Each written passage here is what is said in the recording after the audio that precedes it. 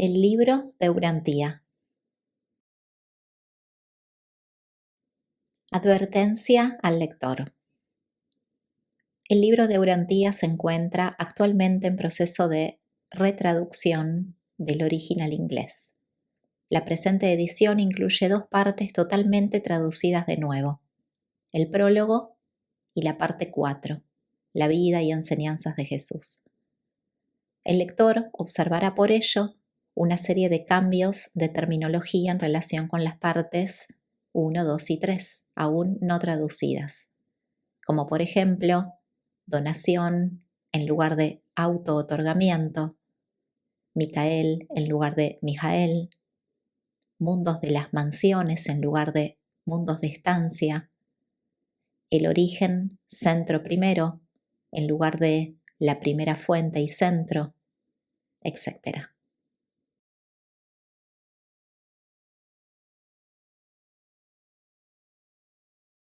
Parte 3.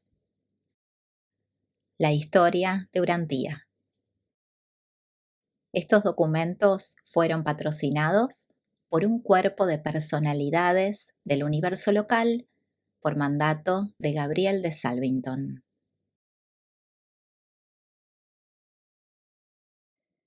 Capítulo 91. La evolución de la oración. La oración, como actividad de la religión, surgió de unas expresiones anteriores no religiosas consistentes en monólogos y diálogos. Cuando el hombre primitivo alcanzó la conciencia de sí mismo, se produjo la consecuencia inevitable de la conciencia de los demás, el doble potencial de la reacción hacia la sociedad y el reconocimiento de Dios. Las primeras formas de oración no estaban dirigidas a la deidad. Estas expresiones se parecían mucho a lo que le diríais a un amigo en el momento de emprender una empresa importante. Deséame suerte. El hombre primitivo era esclavo de la magia. La suerte, buena o mala, formaba parte de todos los asuntos de la vida. Al principio, estas peticiones de suerte eran monólogos, una especie de reflexión en voz alta del practicante de la magia. Luego, estos creyentes en la suerte buscaron el apoyo de sus amigos y familias, y poco después se realizaron ciertas formas de ceremonias que incluían a todo el clan o la tribu.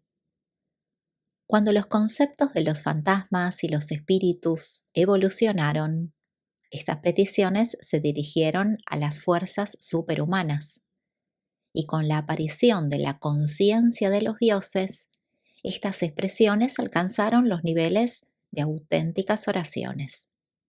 Como ejemplo de esto, en algunas tribus de Australia, las oraciones religiosas primitivas precedieron a la creencia en los espíritus y en las personalidades superhumanas. La tribu de los Todas de la India conserva actualmente esta práctica de no rezarle a nadie en particular, tal como lo hacían los pueblos primitivos antes de la época de la conciencia religiosa. Pero entre los Todas, esto representa un retroceso de su religión degenerativa hacia este nivel primitivo. Los rituales actuales de los sacerdotes lecheros de los Todas no equivalen a una ceremonia religiosa, ya que estas oraciones impersonales no contribuyen en nada a conservar ni a elevar los valores sociales, morales o espirituales. La oración prerreligiosa formaba parte de las prácticas maná de los melanesios, de las creencias Oudaj de los pigmeos africanos y de las supersticiones Manitú de los indios norteamericanos. Las tribus Baganda de África acaban de salir recientemente del nivel de oración maná. Durante esta confusión evolutiva primitiva, los hombres rezan a los dioses, locales y nacionales, a los fetiches, los amuletos, los fantasmas, los gobernantes y a la gente corriente. 1. La oración primitiva. La función de la religión evolutiva primitiva consiste en conservar y aumentar los valores sociales, morales y espirituales esenciales que van tomando forma lentamente. La humanidad no observa conscientemente esta misión de la religión, pero es llevada a cabo principalmente por la función de la oración. La práctica de la oración representa el esfuerzo no deliberado, pero sin embargo personal y colectivo, de un grupo cualquiera, por asegurar, por realizar esta conservación de los valores superiores.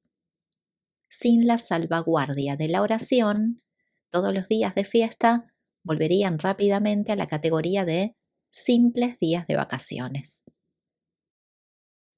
La religión y sus actividades, la principal de las cuales es la oración, solo están aliadas con aquellos valores que gozan de un reconocimiento social general, de una aprobación colectiva. Por ello, cuando el hombre primitivo intentaba satisfacer sus emociones más bajas o conseguir sus ambiciones egoístas desenfrenadas, se quedaba privado del consuelo de la religión y de la ayuda de la oración.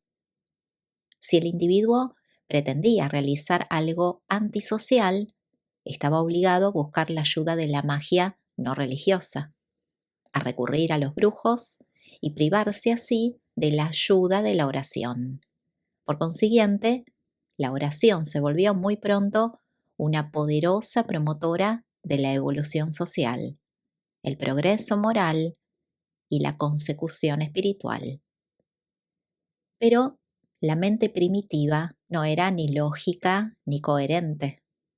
Los hombres primitivos no percibían que las cosas materiales no pertenecían al ámbito de la oración.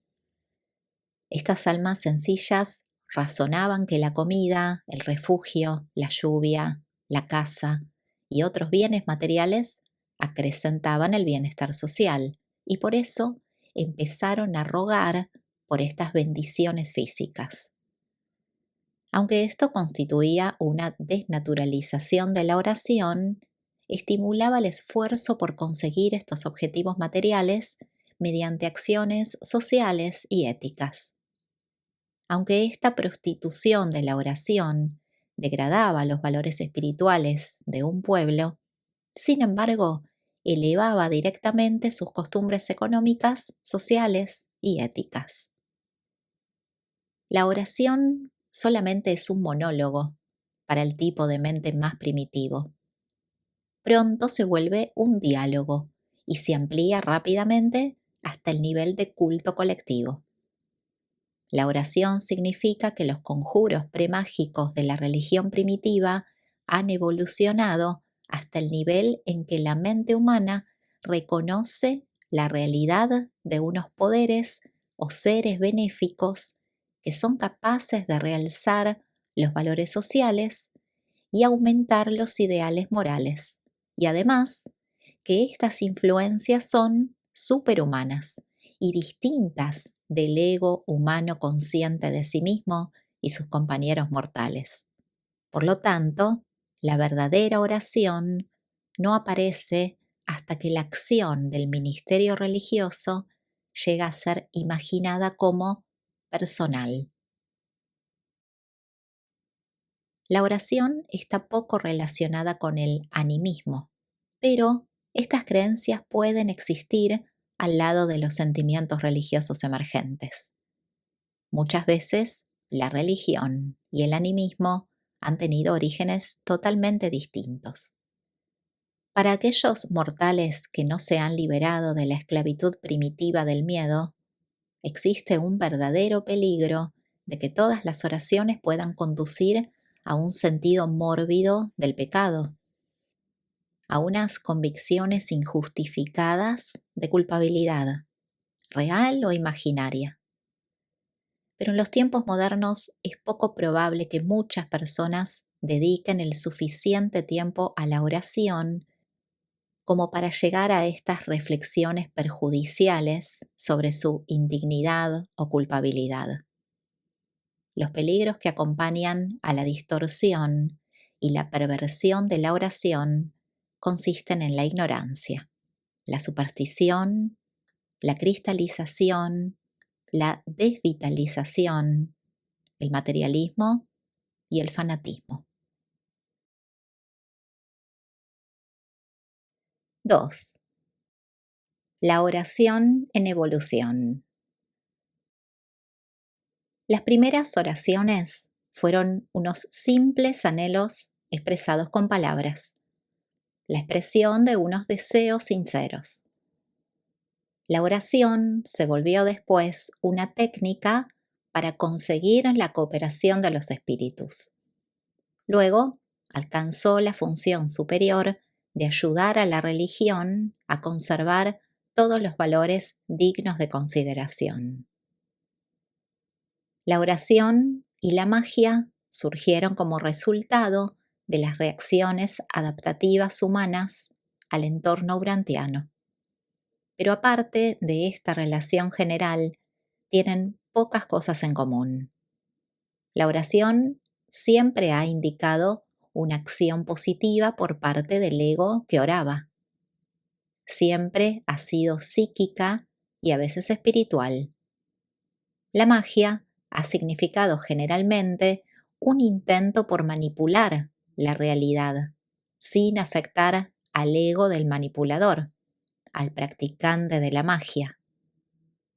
A pesar de sus orígenes independientes, la magia y la oración han estado relacionadas con frecuencia en sus periodos posteriores de desarrollo. Mediante la elevación de sus objetivos, la magia a veces ha ascendido desde las fórmulas, pasando por los rituales y los conjuros, hasta el umbral de la verdadera oración. La oración se ha vuelto a veces tan materialista que ha degenerado en una técnica pseudomágica para evitar el empleo del esfuerzo que se necesita para solucionar los problemas de urantía.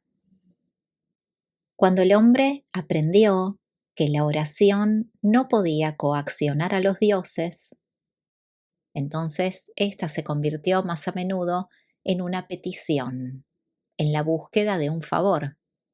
Pero la oración más auténtica es en realidad una comunión entre el hombre y su hacedor.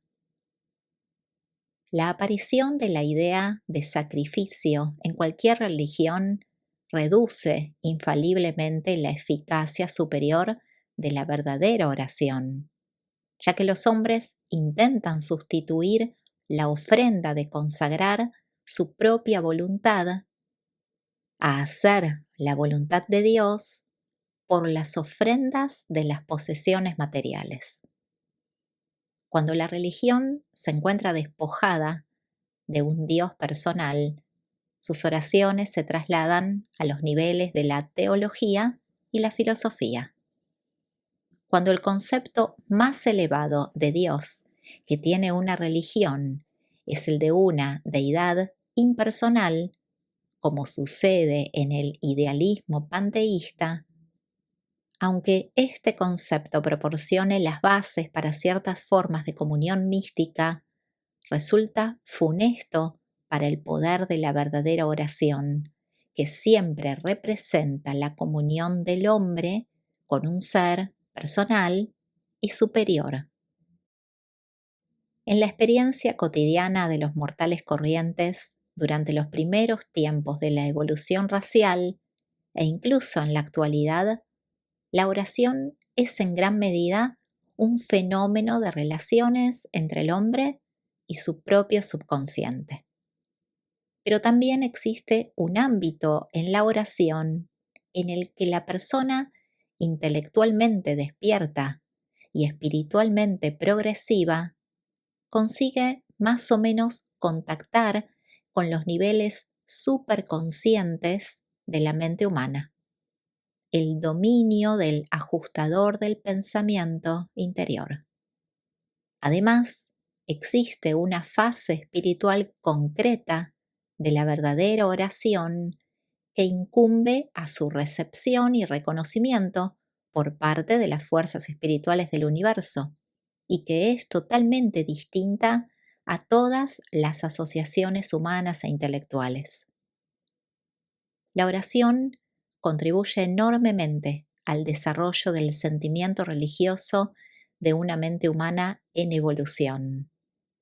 Es una influencia poderosa que actúa para impedir el aislamiento de la personalidad.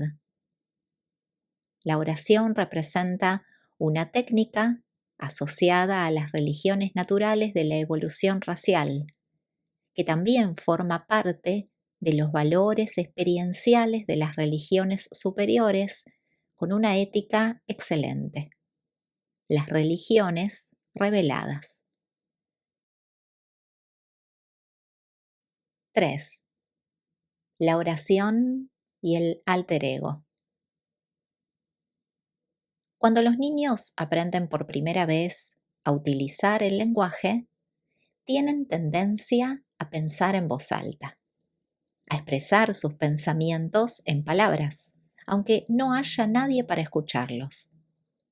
En los albores de su imaginación creativa, manifiestan la tendencia a conversar con unos compañeros imaginarios. De esta manera, el ego en ciernes trata de mantenerse en comunión con un alter ego ficticio. El niño aprende pronto, por medio de esta técnica, a convertir sus conversaciones a base de monólogos en unos pseudodiálogos en los que este alter ego contesta a sus pensamientos verbales y a la expresión de sus deseos. Una gran parte de las reflexiones de los adultos se lleva a cabo mentalmente bajo la forma de conversaciones. La forma de oración inicial y primitiva se parecía mucho a las recitaciones semimágicas de la tribu de los todas de hoy en día. Unas oraciones que no se dirigían a nadie en particular. Pero estas técnicas de oración tienden a transformarse en un tipo de comunicación dialogada gracias a la aparición de la idea del alter ego. Con el tiempo, el concepto del alter ego es elevado a una posición superior de dignidad divina, y la oración, como acto religioso, hace su aparición. Este tipo primitivo de oración está destinado a evolucionar a través de muchas fases y durante largas épocas antes de alcanzar el nivel de la oración inteligente y realmente ética. Tal como lo conciben las generaciones sucesivas de mortales que practican la oración, el alter ego evoluciona desde los fantasmas, los fetiches y los espíritus hasta los dioses politeístas y finalmente hasta el Dios único, un ser divino que personifica los ideales superiores y las aspiraciones más elevadas del ego en oración. La oración funciona así como la acción más poderosa de la religión para conservar los valores e ideales superiores de las personas que oran. Desde el momento en que se concibe un alter ego hasta la aparición del concepto de un Padre divino y celestial, la oración es siempre una práctica socializadora, moralizadora y espiritualizadora. La oración sencilla de la fe demuestra una poderosa evolución en la experiencia humana, por medio de la cual Las antiguas conversaciones con el símbolo ficticio del alter ego de la religión primitiva se han elevado hasta el nivel de la comunión con el espíritu del infinito y hasta el de una auténtica conciencia de la realidad del Dios eterno y Padre paradisíaco de toda la creación inteligente. Aparte de todo lo que supone el yo superior en la experiencia de la oración, se debe recordar que la oración ética es una manera magnífica de elevar el propio ego y de reforzar el yo con vistas a una vida mejor y a unas consecuciones más elevadas.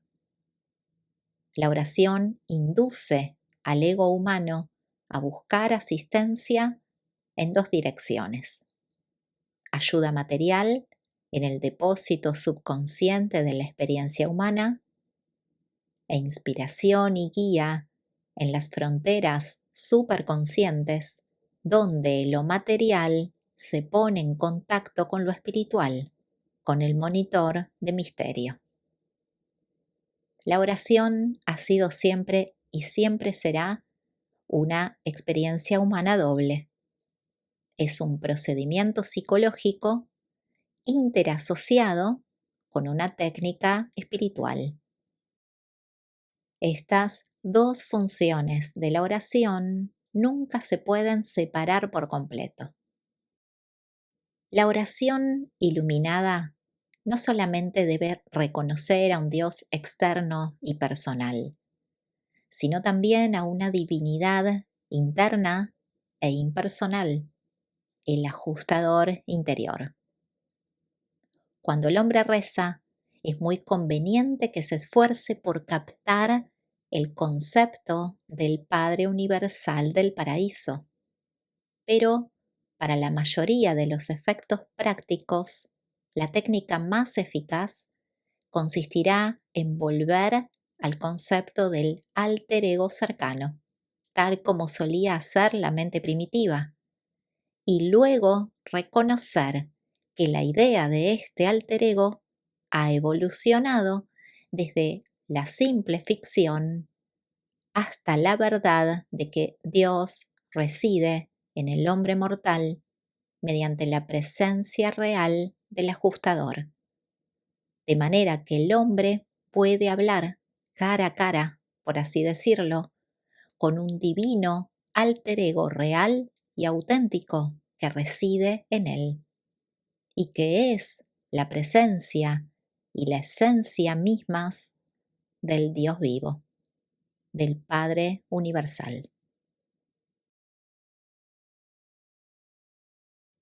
4. La oración ética. Ninguna oración puede ser ética cuando el suplicante busca una ventaja egoísta sobre sus semejantes. La oración egoísta y materialista es incompatible con las religiones éticas que están basadas en el amor desinteresado y divino. Todas estas oraciones poco éticas vuelven a los niveles primitivos de la pseudomagia y son indignas de las civilizaciones que progresan y de las religiones iluminadas.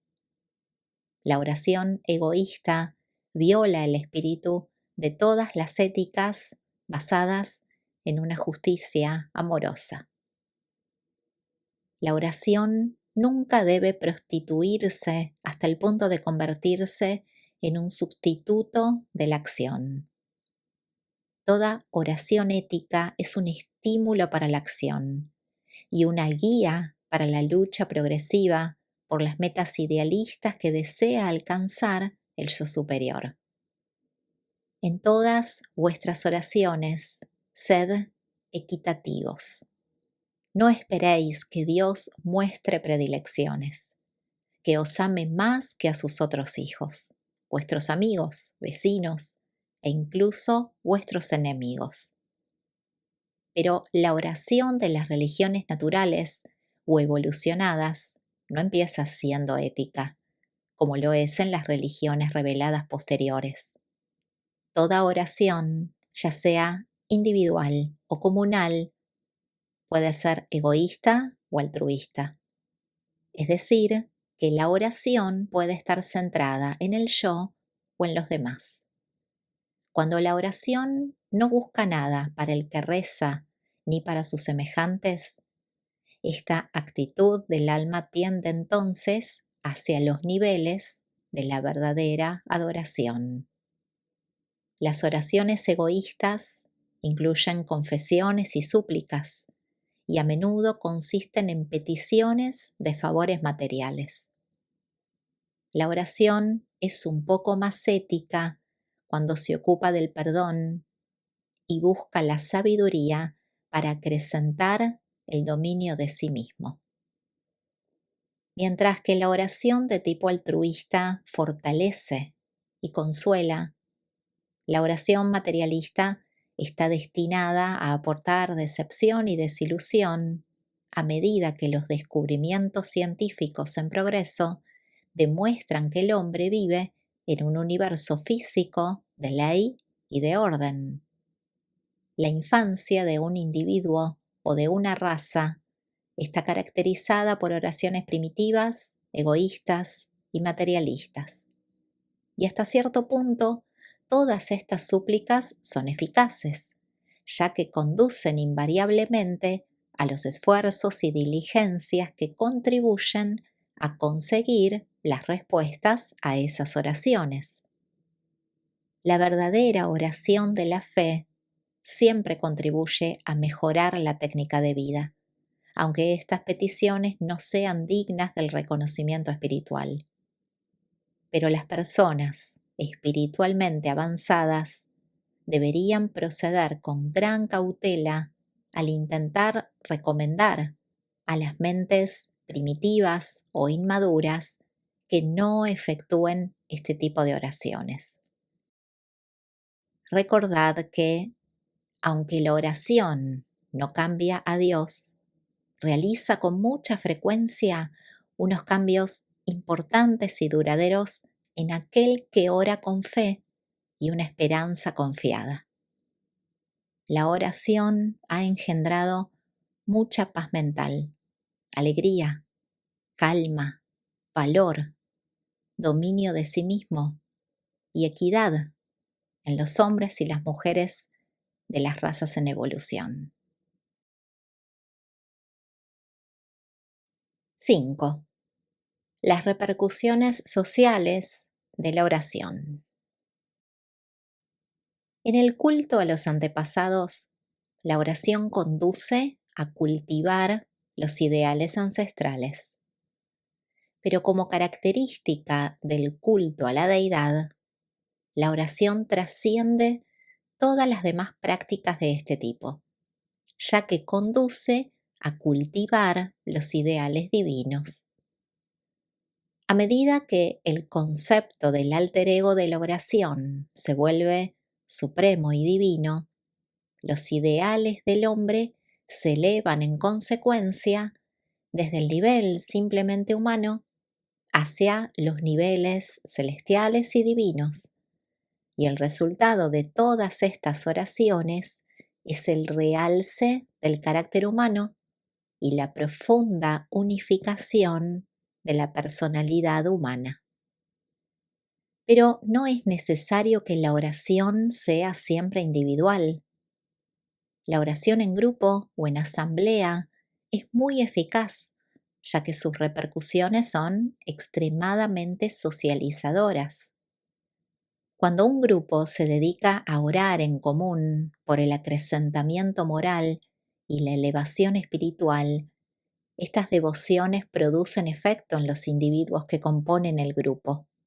Todos se vuelven mejores gracias a esta participación. Estas devociones piadosas pueden incluso ayudar a una ciudad entera o a toda una nación. La confesión, el arrepentimiento y la oración han conducido a los individuos, las ciudades, las naciones y las razas enteras a extraordinarios esfuerzos de reforma y a acciones intrépidas realizadas con valentía.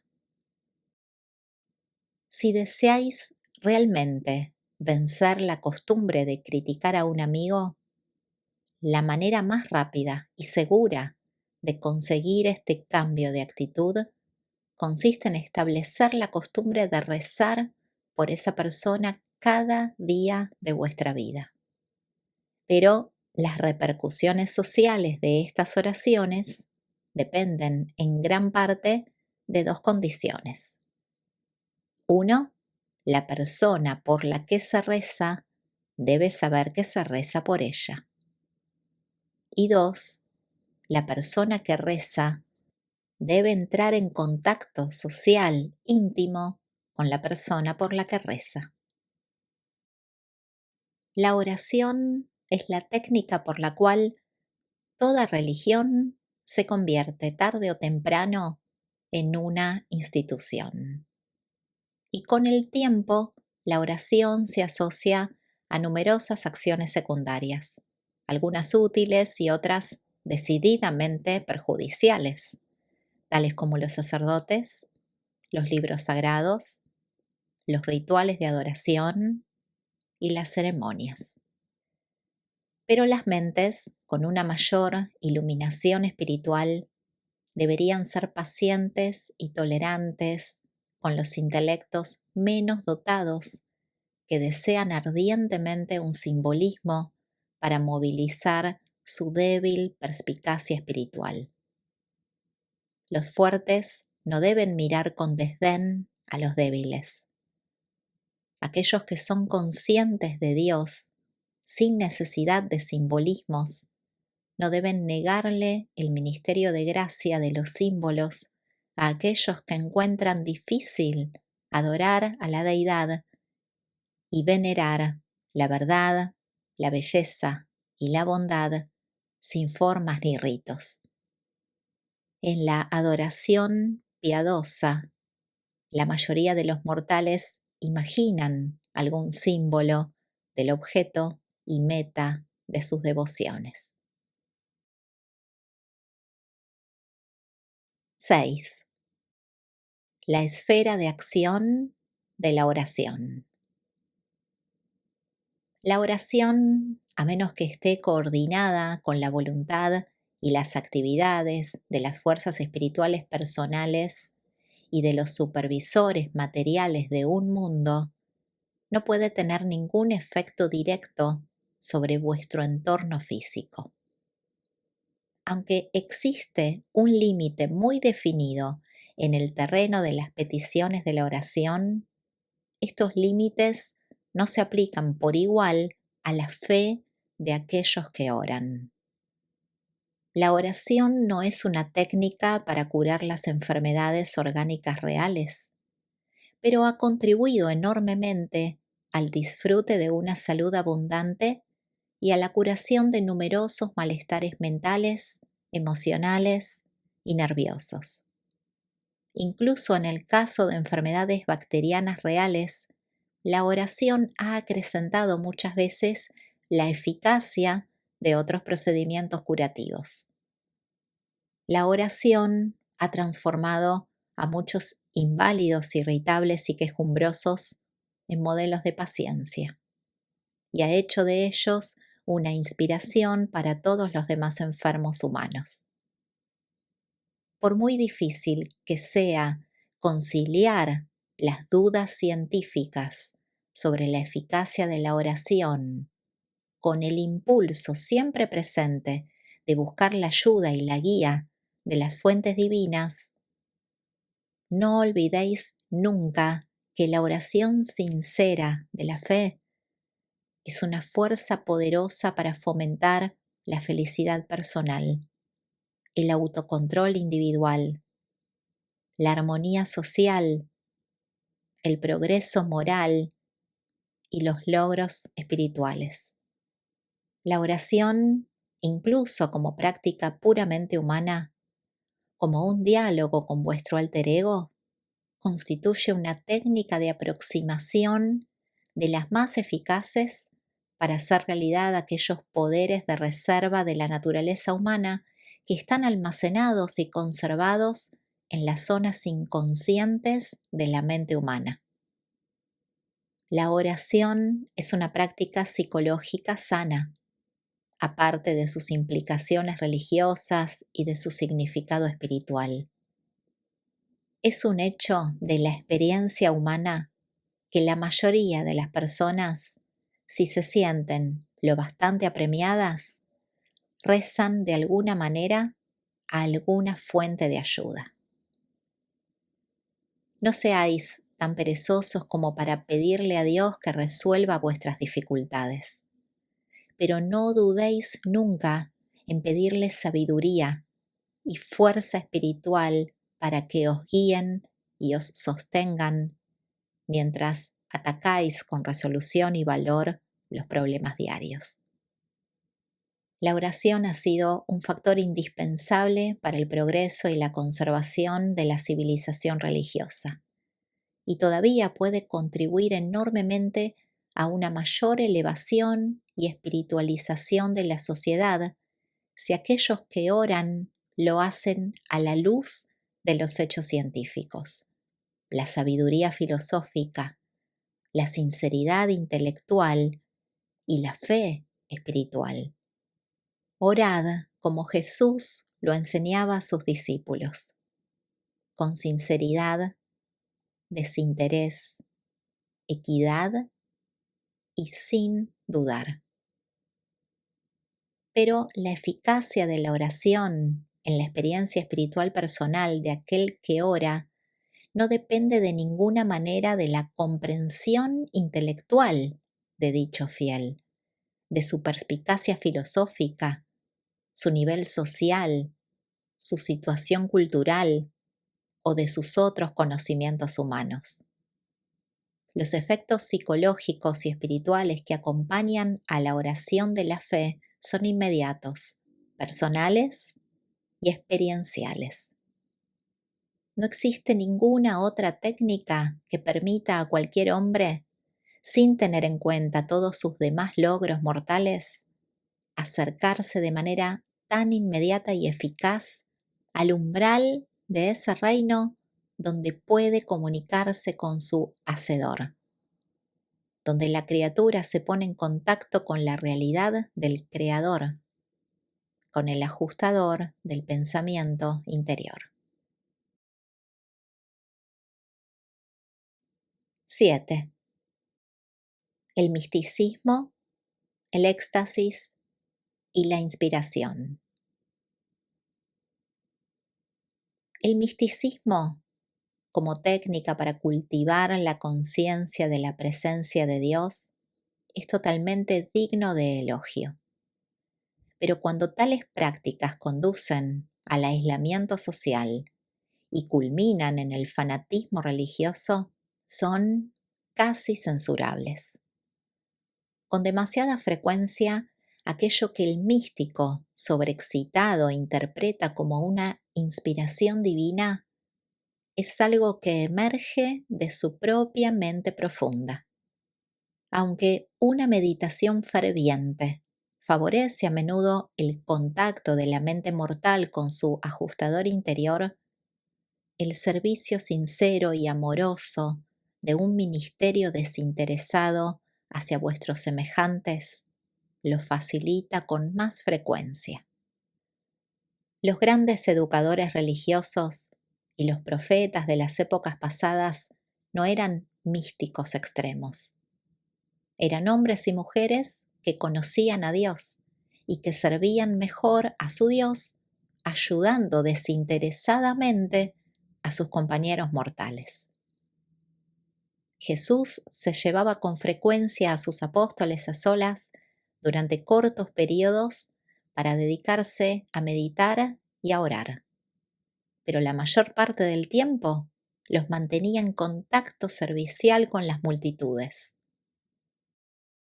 El alma del hombre tiene necesidad de ejercicio espiritual, así como de alimento espiritual. El éxtasis religioso es aceptable cuando resulta de unos antecedentes sanos. Pero estas experiencias son con más frecuencia la consecuencia de influencias puramente emocionales que la manifestación de un carácter espiritual profundo. Las personas religiosas no deben considerar cada presentimiento psicológico fuerte y cada experiencia emocional intensa como una revelación divina o una comunicación espiritual. El éxtasis espiritual auténtico está generalmente acompañado de una gran calma exterior y de un control emocional casi perfecto. Pero la verdadera visión profética es un presentimiento súper psicológico. Estas experiencias no son ni pseudo alucinaciones ni éxtasis semejantes a los trances. La mente humana puede actuar en respuesta a la pretendida inspiración cuando es sensible a lo que emerge del subconsciente o al estímulo del superconsciente. En cualquiera de los dos casos, al individuo le parece que estos incrementos del contenido de la conciencia son más o menos exteriores. El entusiasmo místico desmedido y el éxtasis religioso desenfrenado no son las cartas credenciales de la inspiración, las cartas credenciales supuestamente divinas. La prueba práctica para todas estas extrañas experiencias religiosas de misticismo, éxtasis e inspiración consiste en observar si estos fenómenos hacen que un individuo, uno, disfrute de una salud física mejor y más completa. 2, actúe de una manera más práctica y eficaz en su vida mental. 3, adapte su experiencia religiosa con más plenitud y alegría a la vida social. 4, espiritualice de una forma más completa su vida cotidiana, mientras cumple fielmente con los deberes corrientes de la existencia humana rutinaria. 5, aumente su amor y su apreciación de la verdad, la belleza y la bondad. 6, conserve los valores sociales, morales, éticos y espirituales generalmente reconocidos. Y 7, incremente su perspicacia espiritual, su conciencia de Dios.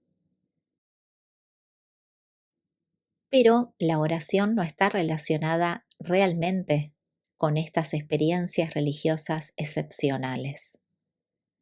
Cuando la oración se vuelve demasiado estética, cuando consiste casi exclusivamente en una hermosa y feliz contemplación de la divinidad paradisíaca, pierde una gran parte de su influencia socializadora y tiende hacia el misticismo y el aislamiento de sus adeptos. El exceso de oración en privado implica cierto peligro que se puede corregir e impedir mediante la oración en grupo, las devociones colectivas. 8.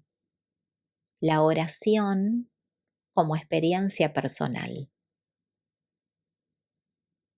La oración posee un aspecto realmente espontáneo, pues el hombre primitivo empezó a orar mucho antes de que tuviera un concepto claro de un Dios.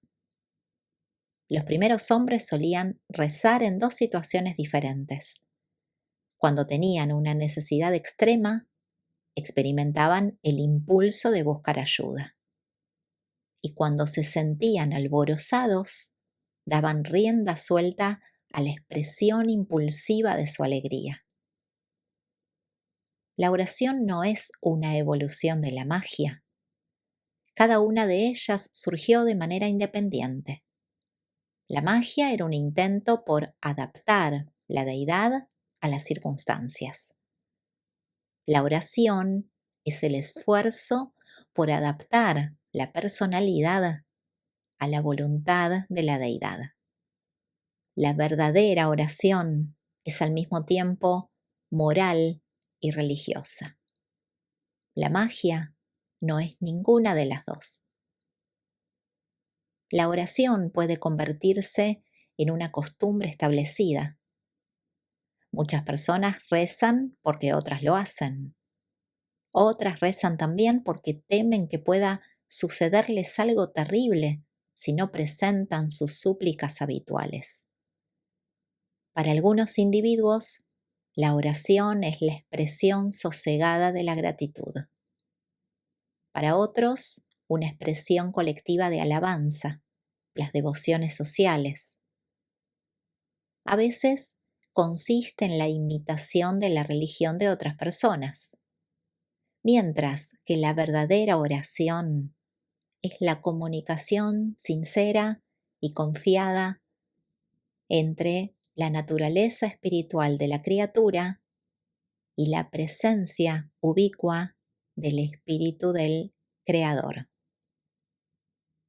La oración puede ser una expresión espontánea de la conciencia de Dios o una recitación sin sentido de fórmulas teológicas. Puede ser la alabanza extática de un alma que conoce a Dios o el homenaje servil de un mortal dominado por el miedo. A veces consiste en la expresión patética de un anhelo espiritual y a veces en el grito estridente de unas frases piadosas. La oración puede ser una alabanza gozosa o una humilde petición de perdón.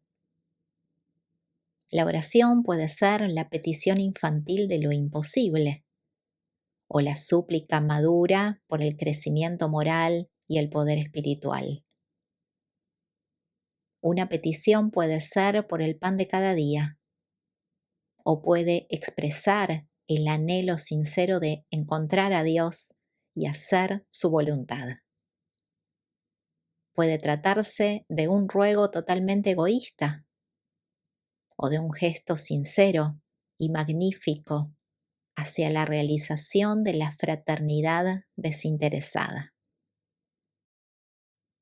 La oración puede ser un grito airado de venganza o una intercesión misericordiosa por vuestros enemigos.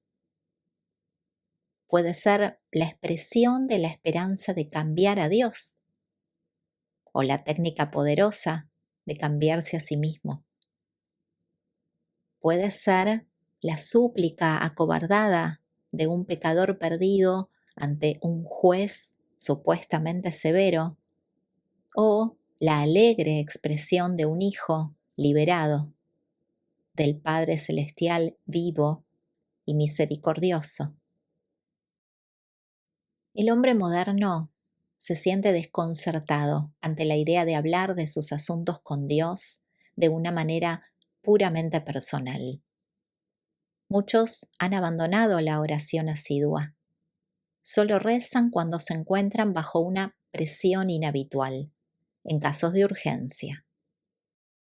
El hombre no debería tener miedo de hablar con Dios, pero solo una persona espiritualmente infantil intentaría persuadir o atreverse a cambiar a Dios. Pero la verdadera oración alcanza de hecho la realidad. Incluso cuando las corrientes de aire son ascendentes, ningún pájaro puede elevarse a menos que extienda sus alas. La oración eleva al hombre, porque es una técnica para progresar mediante la utilización de las corrientes espirituales ascendentes del universo. La oración auténtica aumenta el crecimiento espiritual modifica las actitudes y produce la satisfacción que proviene de la comunión con la divinidad. Es una explosión espontánea de conciencia de Dios. Dios contesta a la oración del hombre dándole una mayor revelación de la verdad, una apreciación realzada de la belleza y un concepto acrecentado de la bondad. La oración es un gesto subjetivo, pero se pone en contacto con unas poderosas realidades objetivas en los niveles espirituales de la experiencia humana. Es un intento significativo de lo humano por alcanzar los valores superhumanos. Es el estímulo más poderoso para el crecimiento espiritual. Las palabras no tienen ninguna importancia en el rezo. Son simplemente el canal intelectual por el que fluye casualmente el río de la súplica espiritual.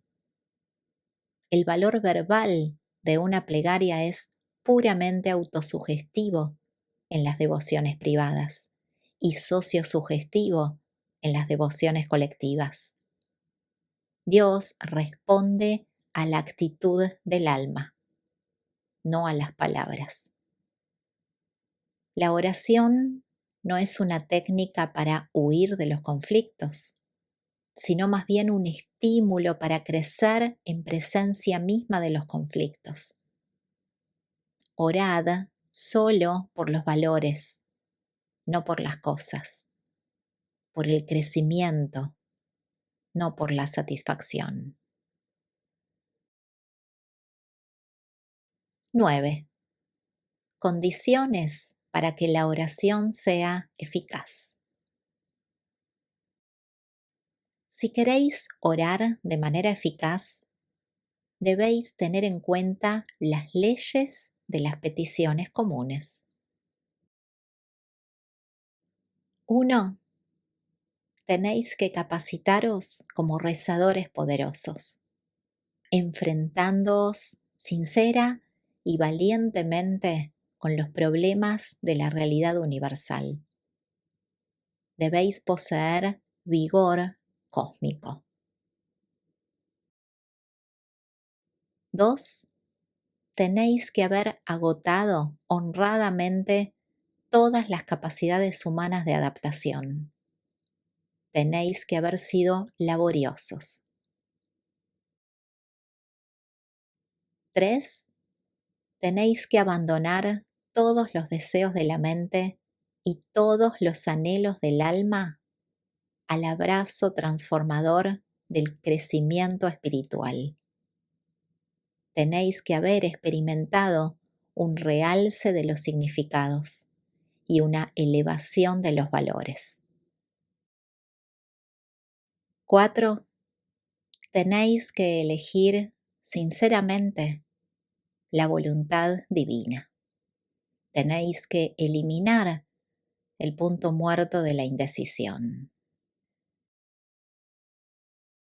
5. No solamente reconocéis la voluntad del Padre y escogéis hacerla, sino que habéis efectuado una consagración incondicional y una dedicación dinámica a hacer realmente la voluntad del Padre. 6. Vuestra oración estará dirigida exclusivamente a obtener sabiduría divina para resolver los problemas humanos específicos que encontraréis en la ascensión al paraíso. La conquista de la perfección divina. Y 7. Y debéis tener fe. Una fe viviente.